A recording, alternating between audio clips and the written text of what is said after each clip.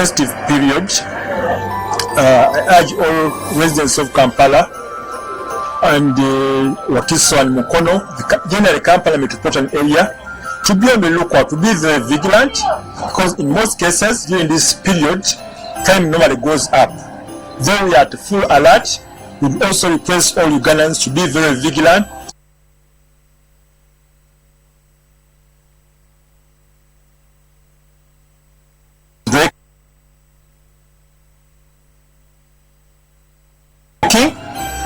During this period, because in most cases they will need to move out of Kampala and go in their ancestral places for the festive period.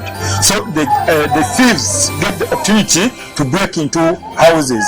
So I urge you, as you go out of your house, you leave somebody who is responsible to be in charge to take care of the house. Please don't just lock and move away. Leave somebody responsible to take care of the house. Still, we expect an increase in the theft of animals. People steal animals at night, especially cows and goats. So I urge all farmers, urban farmers, we have urban farmers, to be on the lookout. In case of anything, please report to police. Fortunately, we have a quick reaction force at every police station, and we have telephone contacts that we've given out. In case of you hear of anything that you suspect, you call immediately. We are supposed to respond within 5 minutes. So I urge all residents to have those telephone contacts. It's very important for you to have these telephone contacts, so that in case you are attacked, in case you see an emergency, you are able to call and the force will respond. During this period, there's always an increase in money transactions, especially using mobile money in banks everywhere. So it's very important to be on alert. It will be better if you move your money maybe through mobile money other than carrying a lot of hard cash. It's risky. There are some conmen who send messages, fake messages, that you've received this much. I've mistakenly send my money this much on your phone. Please send it back. Conmen will also be very active during this period because there's a lot of mobile money transaction. So it's also important that you are very careful. If one sends you a message, check your balance. If the balance you had is the balance that you still have, so that you are able to know whether it's true, money has been sent on your phone or not. Otherwise, we've had cases where somebody sends you a message saying you've received this much, maybe $1 million on your phone, and then it tells you, please take this much out of that and send me, for example, 900,000 out of the $1 million. So you will send because you think you are going to get some 100,000 out of that money. In most cases, those messages are fake. During this period, there are always so many parties, people gathering big numbers. So you never know. Bad people may use this opportunity to harm you. So be on alert as you gather. It will be important if you had a metal detector at the entrance. It's very important. It's important that you have people on the lookout. You inform security, police in the area if you have a party, so that they're in the know. Possibly they're able to provide security. If you see abandoned luggages, things you don't understand, people who look suspicious that you don't know in the area, please inform the police so that they can act. Final word of caution is that we are all, as security, as Operation Tokora, as LD, as police, we are very alert, but we need your maximum cooperation. Cooperate with security agencies, police, LDU in your area, so that we fight crime.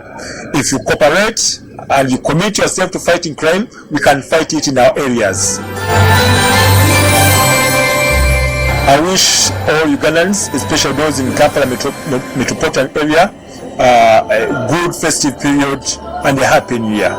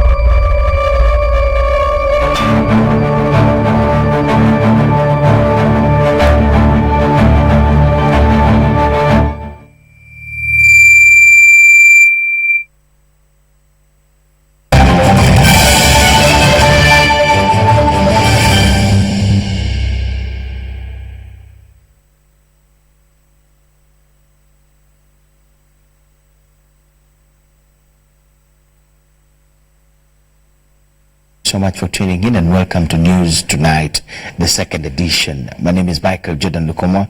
I'm with Muhammad Mugalu. In our first story, President Yoweri Museveni has directed the Ministry of Finance and Economic Planning, along with that of Public Service, to implement enhanced monthly payment of 15 million shillings to lecturers that teach science subjects in public universities.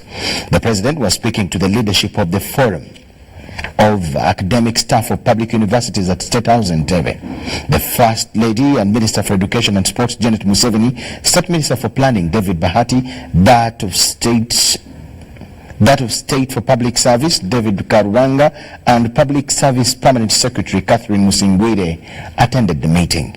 Museveni informed the meeting that Africa was colonized because it lacked knowledge of science and technology.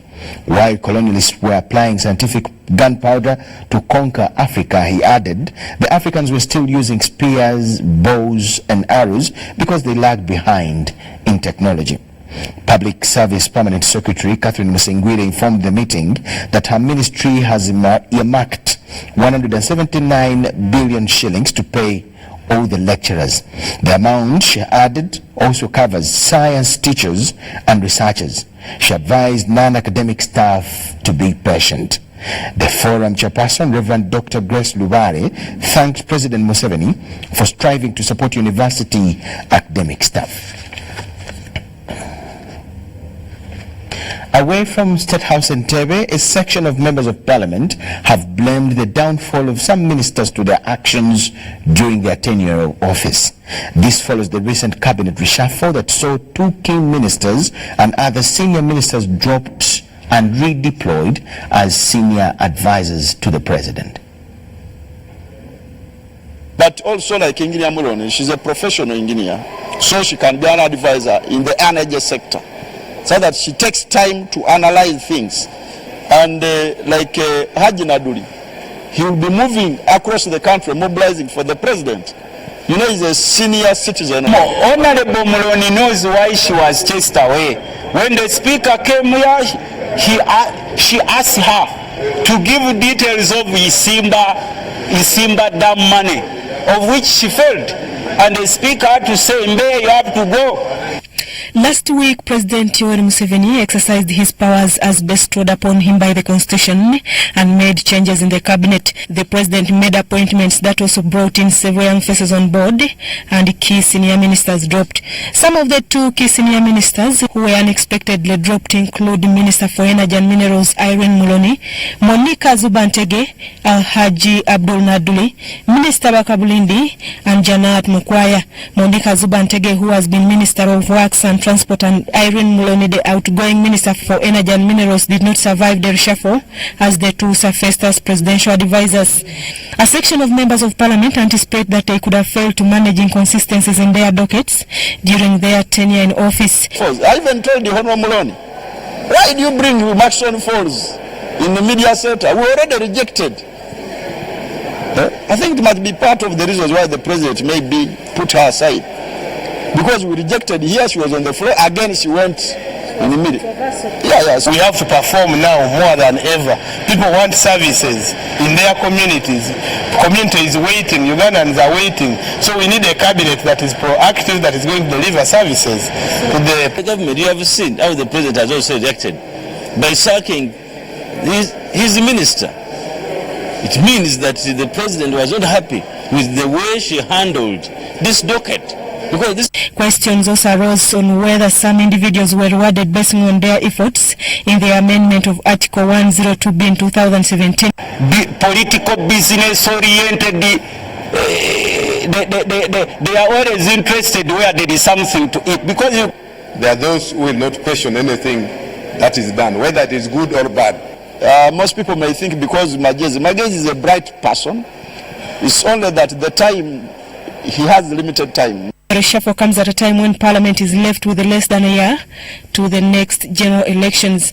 Among the new cabinet members, however, include Peter Ogwang, Hamson Obua, Beatrice Anywar, and Judith Nabakova, among others. Susan Naonga reporting for UBC TV. Still in Parliament, the Committee on Rules, Privileges and Discipline sat today to hear Mityana Municipality's Francis Zake's side on allegations that he acted in a manner that puts the image of Parliament in disrepute when he violently confronted Makerere University Vice-Chancellor Professor Barnabas Nawangwe while appearing before the Parliamentary Committee on Education and Sports last month.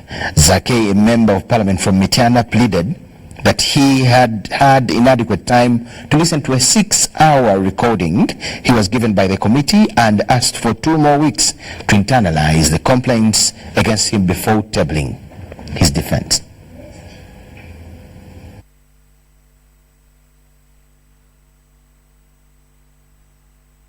We'll have that story later on, but moving on, High Court in Kampala has dismissed an interim application seeking to include Ugandans in the diaspora and prisoners into the voting processes. The Deputy Registrar of the Civil Division of the High Court, Sarah Langa, has dismissed the application on grounds that the applicant, Stephen Kalali, sought to use the application as a shortcut to seek justice for his delayed suit pending judgment. Last week, the applicant Stephen Kalali, through his lawyers, went to civil court seeking for a temporary injunction against the Electoral Commission and government for excluding prisoners and Ugandans in the diaspora from participating on the ongoing update of voters' register. Monday, the court registrar, Sarah Ranga, after reviewing all the submissions from both sides, argued that there is no way court can extend the ongoing registration process to allow prisoners and Ugandans in the diaspora participate in updating their voters' registrar details, yet they have never participated in the same process before. The registrar adds that Stephen Kalali wanted to use the interim application to preempt the main suit seeking similar orders, which is before Justice Lydia Mugambe. Mr. Kalali, however, was not happy with the decision and promised to appeal against it. I didn't expect that verdict if she was to follow the arguments we made, because clearly speaking, we have 2 categories of individuals. One, we have prisoners that are not yet in the register, and then we have those inmates that were registered and have been arrested either a week back or 3 weeks back, and these people, you cannot just curtail their right. So really, I think we need judicial activism for some of these judicial officers to always stand strong and decide the cases on merit rather than demerits. The main suit in question, whose judgment will be delivered on 13th March 2020, is before Justice Lydia Mugambe. Last week, the Electoral Commission Chairperson, Justice Samuel Byabakama, extended the registration exercise to 16th December 2019, having found that many eligible voters have not participated in the exercise. However, the exercise has once again been extended to 23rd December 2019. Meanwhile, Christopher Ine, former bodyguard to ex-premier Amama Mbabazi, has changed his plea of guilty to not guilty in a case where he has previously accepted having obstructed police officers. This came after State Prosecution Maria Njuchi presented facts before Buganda Road Court Grade 1 Magistrate Stella Mabilisi, which prompted Aine to change his plea. Aine and other co-accused have been sent to Rizila prison until 30th December 2019, where their lawyer John Paul Lubangumya is expected to apply for their bail. Aine was last week arraigned before Buganda Road Court together with 5 others on charges of obstructing police officers, but he, together with the one Daniel Biansi, pleaded guilty to the charges. The others, including Ken Selunjoji, Tony Segawa and Samuel Lugemwa, pleaded not guilty to the said offences. According to the facts presented before court, Aine and Biansi broke police officers who were manning traffic along Kampala Road on 27th December 2019. Meanwhile, Aine faces extra charges of assault, malicious damage to property, and unlawfully going armed in public. Prosecution alleges that on 27th November 2019, Aine reportedly damaged the shirt of a police constable, Peter Yeturu, a property of Uganda Police. I'm Namamode Deborah, UBC. From High Court, we now go to the General Court Martial in Machinde, which has sentenced to death 4 murder and aggravated robbery convicts who were involved in Muto hardware robbery, that is in Masaka. Other convicts included Modathiru Tumwesije and Gervasio Kankaka, who have each been sentenced to 45 years in jail since their participation in in the said offences differed. Those sentenced to death by court-martial presided over by Lieutenant General Andrew Gotti include retired Corporal Paul Chiwanuka, Stephen Kayemba, Waligo John Bosco, and Twaheo Julius Alais Rutwiji. Court thus handed them the respective sentences ranging from 45 years to death because of the various roles played in the murder and robbery of 435 million shillings. The sentence of death is appropriate for A1, A2, A3, and A4. A sentence of 45 years imprisonment is appropriate for A5, Kankaka, Bolivazio. And a sentence of 45 years imprisonment is appropriate for A6, Mwesije, Matidiru. However, convict Mudashir Tumwesije has been sentenced to 43 years in jail, whereas Jerevazio Kankana has been slapped a 45-year prison sentence. The same court has deducted the period the convicts spent on remand. General Gotti adds that the degree of participation of convicts in the murder of innocent people, including Shafik Chigundu, a casual laborer, and Moses Musinguzi, a guard who was manning security at Motor Hardware on 1st July 2019, differs. The defense lawyers were not happy with the defense sentence, arguing that it should be given in the rarest of rare incidents. First-time offenders tebazanga kumusango guno gusose so ekyo koti yandikitadde into their mitigation ne bagamba nti really omuntu gwe mulundi ogusose okuza omusango a death sentence mu such situation eba teyetagisa at least life imprisonment not death. So, instructions. The General Court Martial has also ordered that 40 million shillings, two motorcycles, 88 iron sheets, and a Toyota Premier registration number UBA 50E be handed over to Moses Kalisa, the owner of Motor Hardware, because they were proceeds of crime.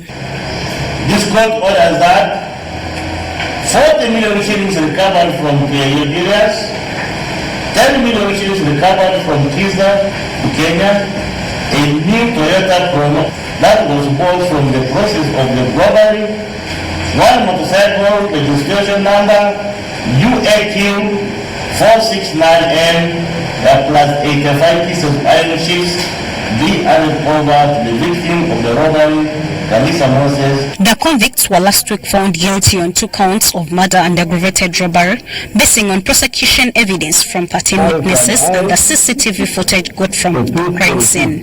Recently, President Museveni hinted on reverting to a death sentence with a view that it will teach a lesson to those who participate in committing criminal offences like murder. The Supreme Court in 2011 held that anyone facing death sentence and spent more than 2 years without being executed, his sentence should be reduced imprisonment. Shaidat Nasaku, UBC. Now, political parties are now targeting the youth to see whether they can bring out their objectives. While speaking during the celebrations to mark 15 years of the Forum for Democratic Change, former president of the same party, Dr. Kizza Besigye, urged the youth to be focused, not to allow diversion.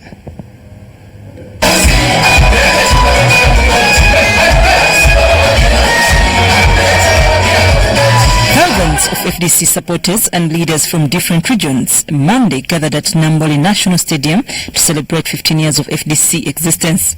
This is the only party that has come up strongly among other opposition parties. FDC started as a reform agenda which was headed by Dr. Kizza Besigye, but later Sam Kasumba transformed it to National Democratic Forum. Forum for Democratic Change was headed by Dr. Kizza Besigye, who contested a number of times for president but failed to win. To date, his struggle is not leadership but freedom. An indomitable lion. He's infatigable. He should have given up long ago. But that warrior is one of the people I want to celebrate. He's unwavering too. To restore Malipati, a fully functional Malipati democracy, we must, as a matter of urgency, reboot the mindset of Ugandans to think positively about the philosophy of Malipati democracy. FDC party takes pride in ensuring that a number of government policies change for the good of the people. People now are growing up with dignity. They are no longer tied on ropes because they have not paid graduated tax.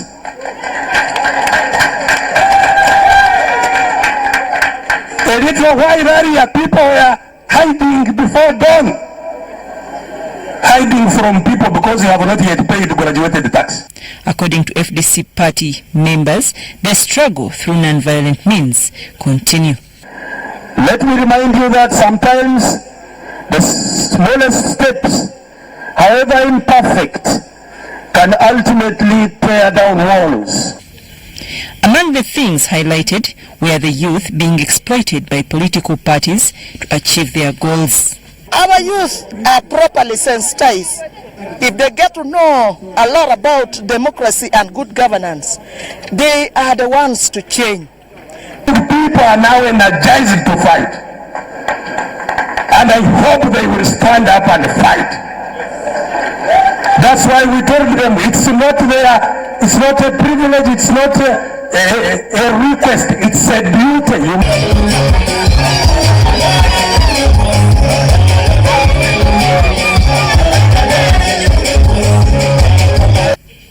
The celebrations were held under the theme, Struggle for Freedom, Final Phase. I'm Nafka Farida, reporting. Thank you so much, Nafka Farida. All is set for the 2019 ICT Expo at the Uganda Institute of Information and Communications Technology, Kampala. The expo, to be graced by President Museveni, is expected to aim at building the capacity of young Ugandan IT professionals who have to develop products for use by the government and private sector. To showcase their innovations. Tomorrow, the President is going to grace the occasion here as part of government's endorsement of the innovation ecosystem, to showcase some of the good work which has been done by Ugandans in as far as improving innovation and system development is concerned. One of the challenges which government has had so far is the adoption of locally implemented systems, and it's going to be showcased here that government is indeed using locally designed systems, and all government agencies are encouraged to follow suit. According to the outgoing Minister of ICT and National Guidance, Frank Tumwebaze, the expo is aimed at promoting indigenous innovations, many of them already in use. This is an expo for what is already on the market, already and ready in and on the market. These are already projects you can use. You see, the health people will tell you which one works, which one doesn't work. Of course, the challenge will be they have not been widely used. So they will be going through stages of trial. They will be going through stages of validation by the users. They will be going through stages of how resilient and sustainable can they be. And I want to thank our young people, those who devote time to dreaming big, those who lead purposeful lives, conceiving an idea, incubating it, and eventually bringing it out of its incubation stage to be found competent to solve a problem of society is like delivering a 9-month baby. Over 60 innovators will showcase their cutting-edge innovations in ICT. The first call attracted about 400, and the second call attracted over 600. So there is a potentially a database of about 1,000, but we believe there are many more out there up country who are designing systems, and they require this support so that their systems can be consumed by government and by the private sector. The expo will be held under the theme ICT Innovation Acceleration in Uganda, investing in digital ideas now for the fourth industrial revolution. Bernard Yiga, UBC.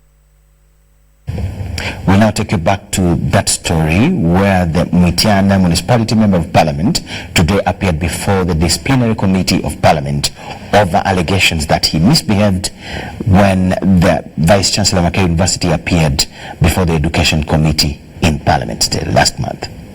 You say that the Vice Chancellor appears to be uneducated because it cannot answer basic questions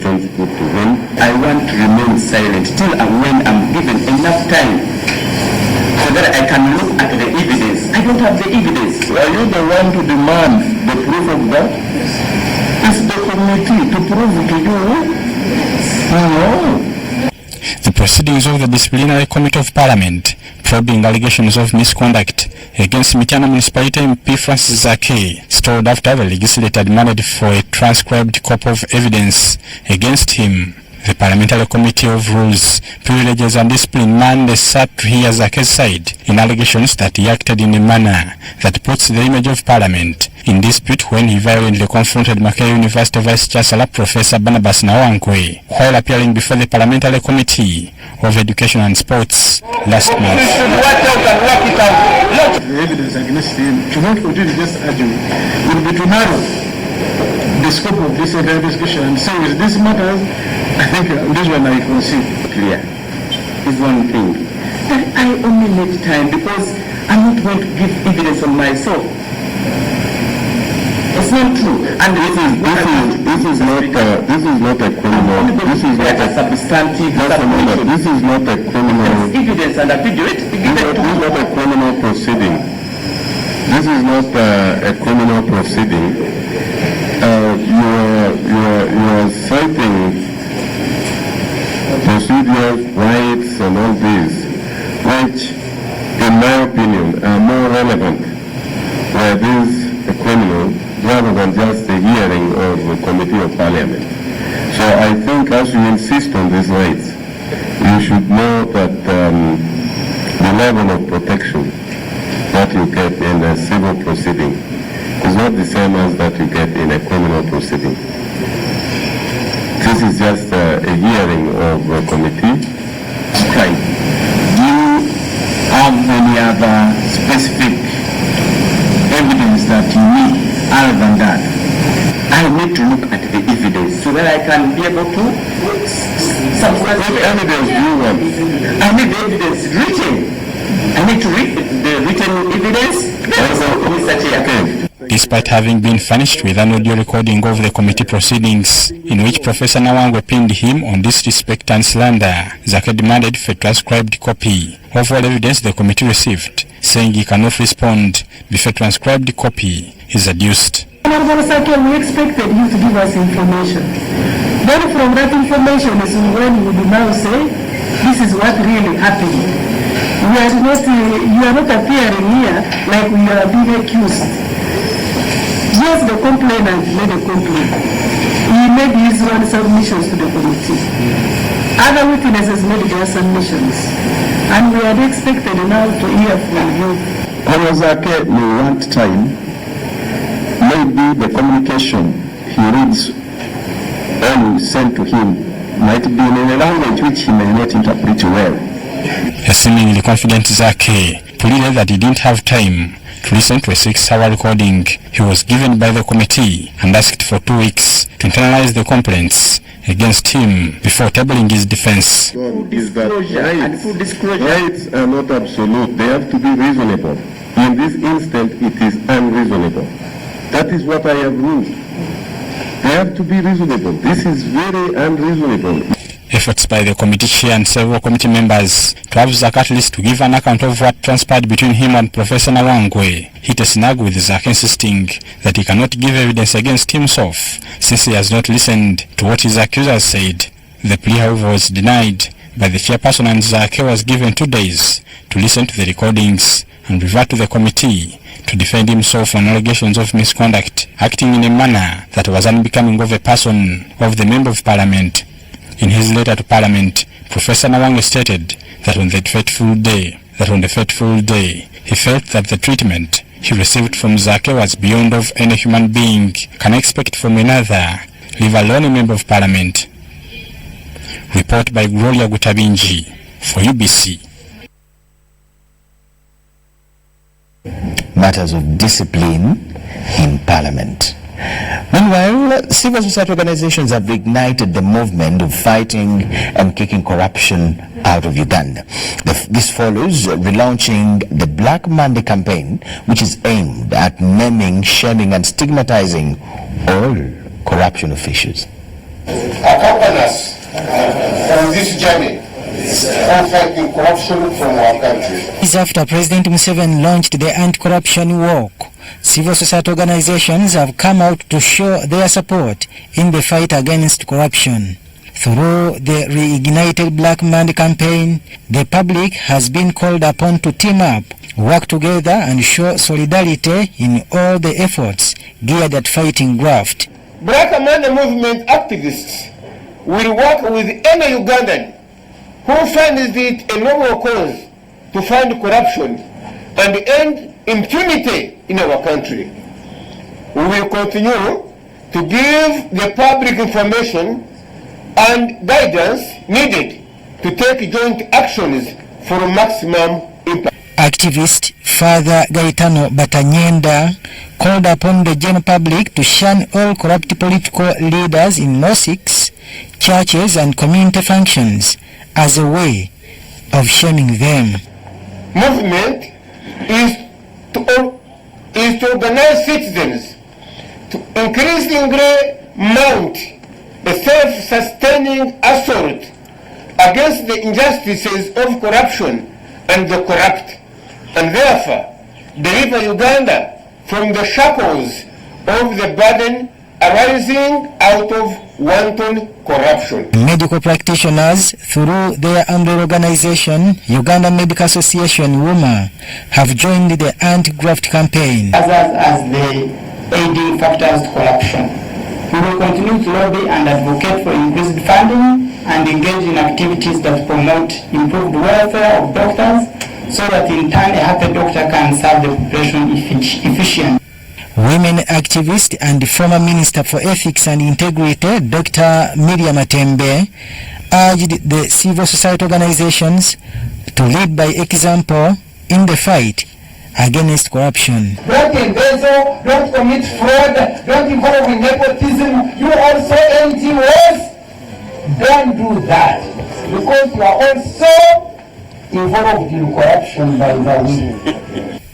Action Aid Country Director Ejoy Xavier says this time round the corrupt will be dealt with in an extraordinary way. Designed to those kind of affairs, state of affairs, we need to rise up and question.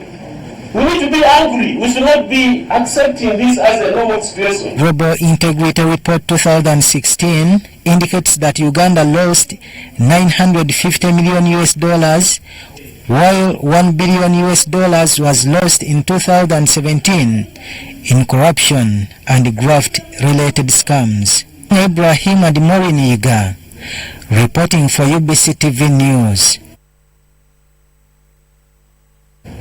Panic and fear has gripped residents of Igamba Zone in Iganga municipality following death of 2 children belonging to one family. This happened after a house they were in collapsed during a heavy downpour.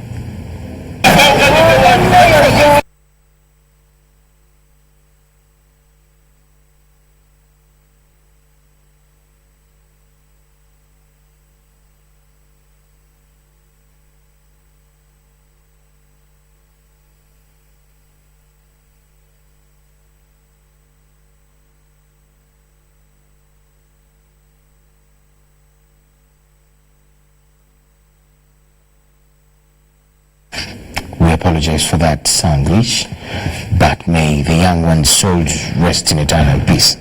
A speed prison service vehicle has knocked down 2 people who were on a motorbike number UEX280Q and died on the spot. This happened Monday evening along Katosi Road, Mokono, Lubugumu, Nachisunga. The deceased included a boda rider identified as Isaac and an identified passenger in Namaiba town. By press time, police was in the process of taking the bodies for post-mortem at Kawolo Hospital in Mukono. Eyewitnesses have blamed the accident on reckless driving, claiming that the overspeeding driver failed to dodge the boda rider.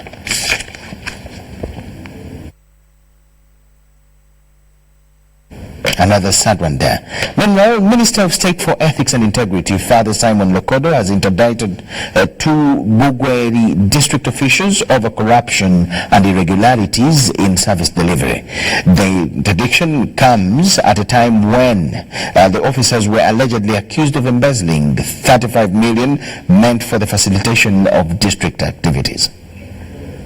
During the meeting held at Bugweri District Headquarters, District Education Officer Judge Tigawalana and Procurement Officer Margaret Kwebawara were grilled by Minister of State for Ethics and Integrity Father Simon Lokodo after failing to account for money totaling up to 35 million shillings. Tigawalana failed to explain how he spent 16 million shillings meant for capacity building, 17 million shillings meant for supervision of schools and organizing workshops, 3.5 million shillings meant for monitoring recently concluded UP examinations. Reverend Father Simon Lokodo immediately ordered further arrest, but the culprits were later released on police bond as investigations continue. And we've been able to see a number of cases of real flouting of the rules of the game and unprofessionality of my officers. And those that were found to have an ink in terms of not having performed as expected of them, we have asked them to write statements and we investigate them further. If found guilty, they may even lose their jobs, because enough is enough. Corruption has gnawed our country, impoverished us. We're not going to allow things happen just without being, ruined like that. It should also be remembered that Tigawalana, a former inspector of schools in Iganga district, was cited in embezzlement of funds meant for registering pupils of Al Bayan Primary School in Iganga district who missed the PLE examinations last year. Shaidat Nasaku, UBC. Ministry of Local Government, in partnership with Raising the Village in Uganda, have launched a partnership in Mulora Sub-County Kisoro District to improve community development in different parts of Uganda. This partnership is aimed at helping communities improve service delivery in agriculture, health and water in order to realize Millennium Development Goals.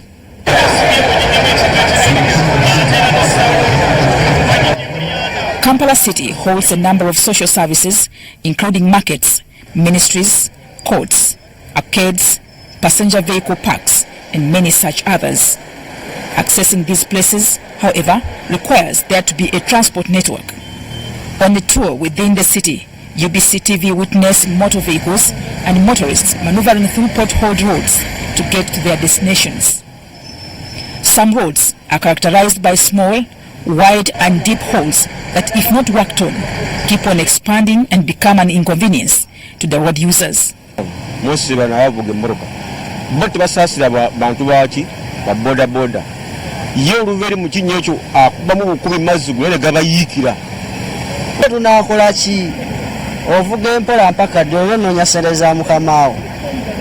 ononye emitwalo 10 onodda ku binnyo n'okoloota olina kugenda bugenzi. A number of roads give way in terms of potholes. So what we have done is to ensure that our drainage team, our maintenance teams, we call them gangs, the road gangs increase on the time they are working. So we're working for 12 hours a day, but now we have rolled that over to 24 hours to ensure that we can try and manage the huge challenge at hand. Road users argue that main roads in the city center are consistently breaking down due to shoddy works done by contractors. Enguudo bazikola bubi. Kolas tebateeka kamala. We have put a lot of focus on the quality of work that is being done, especially by our contractors, that we should not receive any shoddy works on any roads, and there are some that we have already blacklisted and they're not working with us anymore. Mr. Kaud says that these roads have outlived their lifespan, and even when renovated, they get damaged in a short time.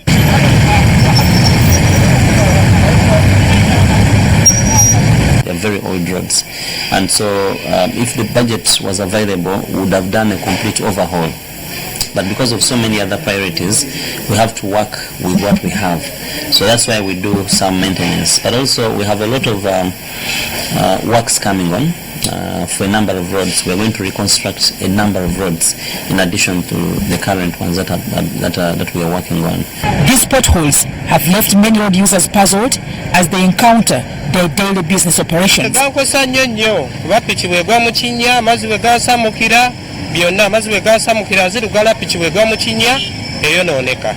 Empagi zikutuka zikabuzo za piki nazo zoba zonooneka muli nowendingaponga olupanka lukyamye genze kukola kikugoloza. The presence of this situation, where every road user has to find own ways to dodge these potholes, might be one of the reasons why traffic jam is a daily occurrence. This has led to motorists breaking traffic laws just to find a somehow better path to their various destinations. Mutenyi Hilda and Ivan Kahwa for UBC. Thank you so much, Hilda and Mutonyi, for bringing out that real picture of the state of some of our roads in the city. Yes, we had a mix-up. We'll get that story of the local government initiative later on. Moving on, religious leaders have been cautioned against leaning on Western gospel, which in the end has compelled them to distort the initial message of God. This call was made by a section of pastors who attended the 40 years anniversary for Calvary Cross Choir at Namilembe Christian Fellowship in Mengo.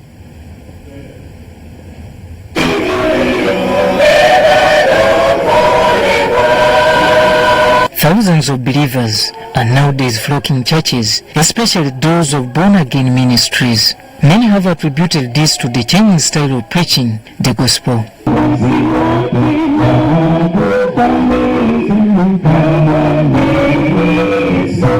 Namilembe Christian Fellowship Church is one of those churches that are flocked, probably because of the music and sweet melodies produced by their choir. Calvary Cross Choir is celebrating 40 years of ministry.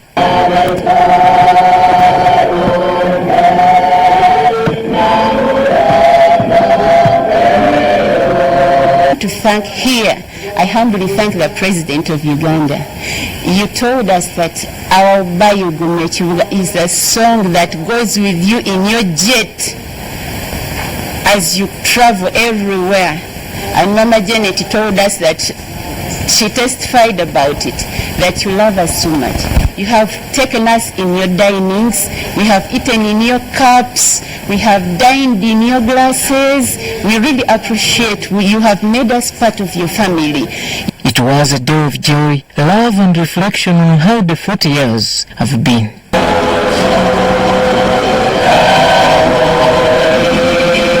Seek healing, to seek whatever through.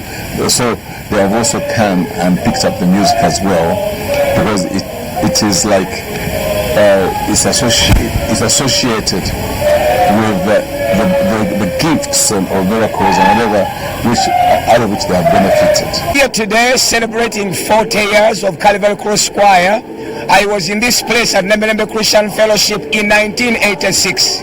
By that time, Calvary Cross Choir was born in 1979. The event was graced by the presence of a section of renowned pastors headed by Pastor Aloysius Bujingo, Aaron Mutebi, as well as Wilson Bogembe. It was also a moment for reconciliation.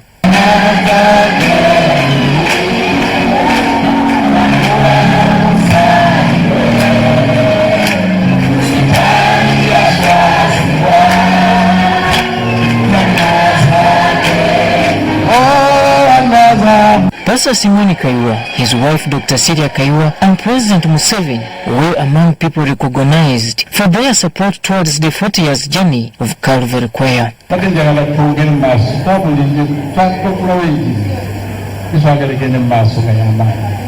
Robert Nyango, UBC News, Kampala. Yes, we end that segment with some music. Let's take a very short break. On return, we'll have business, international, and sports news. Please keep around.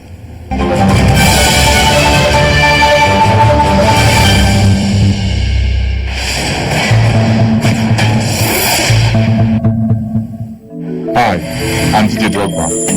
On average, almost 250,000 people die on the road in Africa each year. As a proud African, this breaks my heart knowing that so many deaths could have been avoided. So when you're on the road, follow these safe steps and help save lives. Remember, no person is too big or too small to avoid the effects of alcohol. Just one drink can increase the risk of a serious crash. Once it's in your blood system, the only remedy is time. Short-term remedies such as coffee, cold showers, or energy drinks don't help. If you need to travel after a drink, be responsible. Take a taxi or public transport, or just stay where you are. So when you're on the road, follow these safe steps and help save lives. We all have a role to play in road safety. Together, let's make Africa's road safer.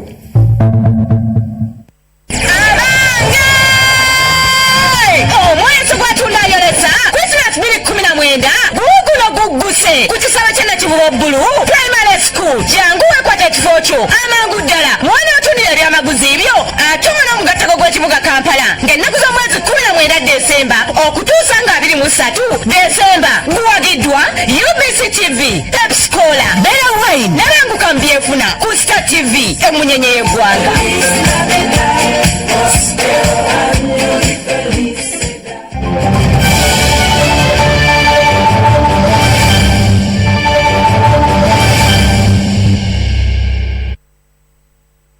Business news tonight. Bwindi Sarambwe mountain gorilla population has grown to 459, taking the global count of mountain gorillas in the whole world to 1,063. According to Professor Ephraim Kamuntu, the outgoing Minister of Tourism, Wildlife and Antiquities, the recent survey that documented 459 gorillas signifies a great milestone in the region's effort aimed at protecting and conserving the endangered great ape. The individuals were found in the area encompassing Bwindi Impenetrable National Park in Uganda and Sarambe Nature Reserve in the DRC, an area of about 340 square kilometers. The first one is in Gahila and the second one is in Bwindi Impenetrable Forest. And as you can see from these figures, I can now very pleased to confirm and to assert that Uganda is a host to more than 50% of the world's mountain gorillas, and Uganda is the only country in the world that can boast of this position. That has been made possible because of your support.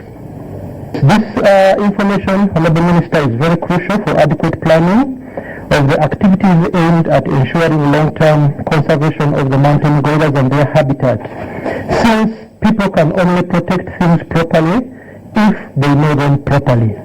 So on behalf of the Greater Virunga Transboundary Collaboration, I'd like to express my profound gratitude to the stakeholders who contributed in a way or another to make this exercise effective. We want to turn this, as you've been saying, that it should not be a conflict. We should turn it into a human-wildlife relationship. We need to improve on the relationships. We should not just promote conflict. We need to come to a point that we are improving the human-wildlife relationship. And that is the message that I've been preaching, Honourable Minister, in the 7 districts that I've visited.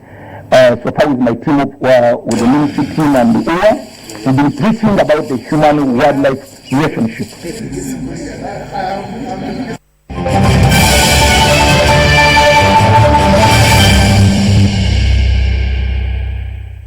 And now here is sports news. Ugandan national football coach Jonathan McIlstry is confident that his team will make it to the finals of the Sekafa Senior Challenge Cup. Uganda faces Tanzania, while Kenya will play Eritrea this Tuesday at the StarTimes Stadium in Lugogo. The venue for the finals is yet to be confirmed. A few Uganda are one of the top nations in the region. Their senior team were at the most recent African Cup of Nations as ourselves, and so as a footballing nation they are very competitive, and we know that we have to put on our best performance if we are to be successful tomorrow. If we are below our best, then Tanzania have quality enough players that they can punish us, but we're focused on putting on our top performance, and if we put a top performance on, then I think we'll be in a good position to go through.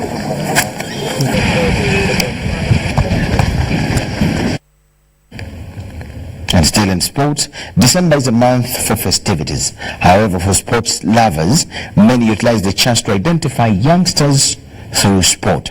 In lieu of this, 55 sports academies are converging at Jeza, Mitiana Road for the Ganyana Junior Soccer Academy that starts on the 17th of this month. The soccer camp targets holiday makers as well as identifying talent. The youngsters will for 4 days compete in the under 10, 12, 14 and 16 categories. Unlike the previous editions, 2 teams are expected to come from Kenya to equally compete with the locals. Trophies, medals and sports jerseys are up for grabs by the winners.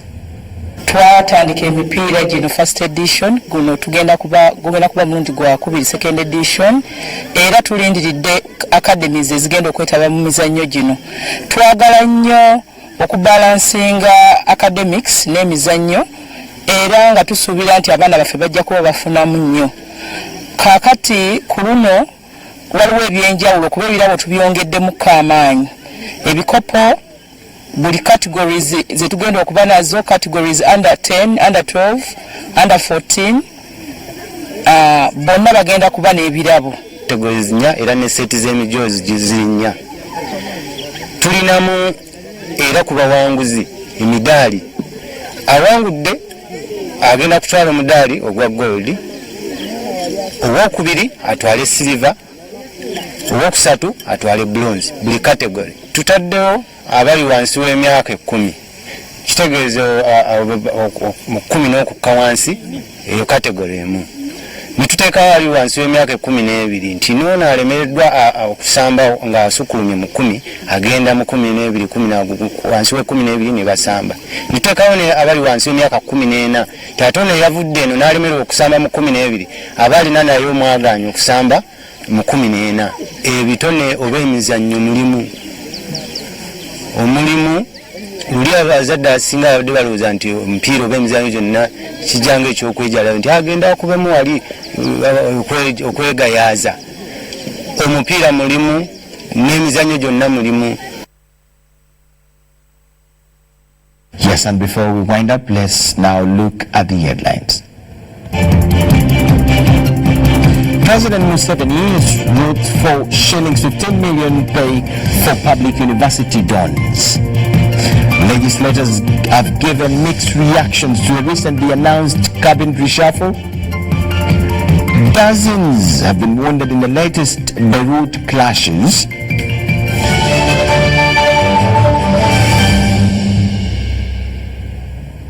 We thank you so much for watching, not only the news, but UBC TV in general. My name is Michael Jordan Lukomwa with Muhammad Mugalu and the whole team here. We wish you the best of the night and the week we've started today. Merry Christmas is the befitting greeting for the season. Bye-bye.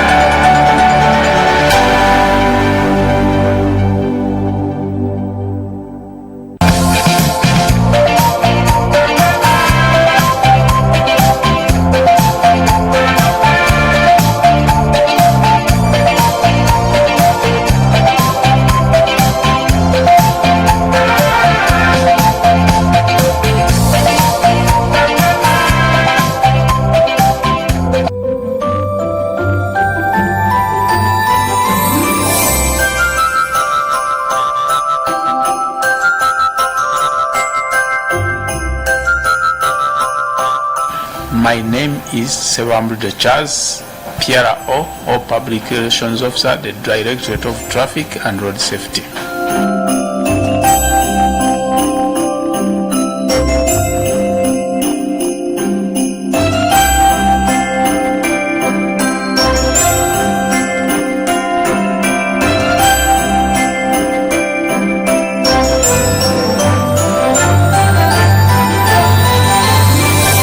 As we are approaching the festive season, definitely this season that we are going in, it couples both Christians and it cuts across life. Why? We are finishing the year. 2, we have Christmas. So all people tend or endeavor to